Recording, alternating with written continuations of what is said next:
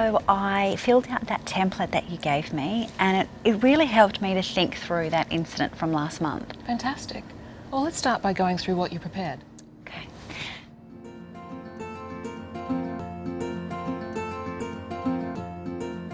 Well, I'm glad to see you've used quite a bit of detail there. And remember that when you're describing what happened, just to stick to the facts. Okay, well, as you know, I was referred to do a home visit for a 65-year-old woman who had just been diagnosed with terminal cancer and was given a 3-month prognosis. Yes, that's right. I was asked to provide supportive counselling and to discuss her living arrangements and support options. I didn't know until I got there that she was actually the main carer for her husband, who had advanced Parkinson's disease. Definitely a difficult situation for you to be faced with.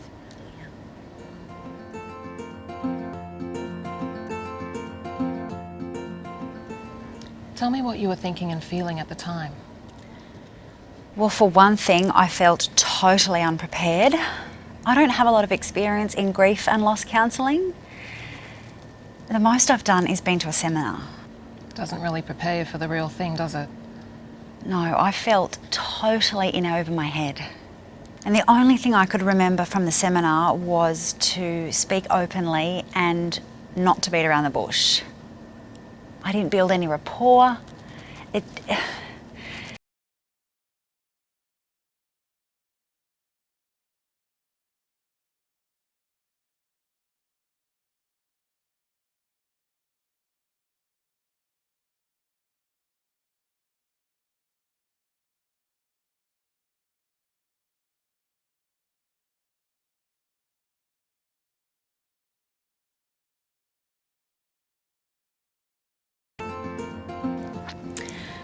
Okay, so under evaluation, I've written a list of good points and bad points about the experience. Great.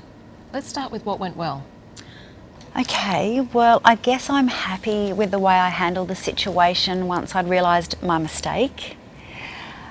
And then later, when the family confronted me, I was calm enough to apologise and to acknowledge that I'd been in the wrong. And what were some of the things that didn't go so well?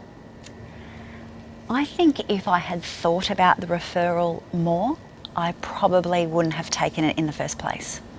So what could you have done instead? I could have referred it to someone who had more experience.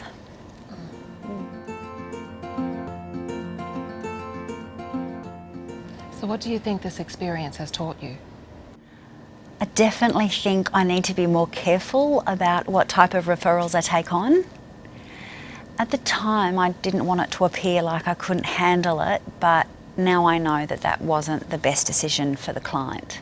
You mentioned that you felt a little guilty about how you handled the situation. How do you think this has affected your clinical practice since? I must admit, I still feel really nervous about taking on referrals like this one. I still feel completely out of my depth, and I am scared that it will happen again.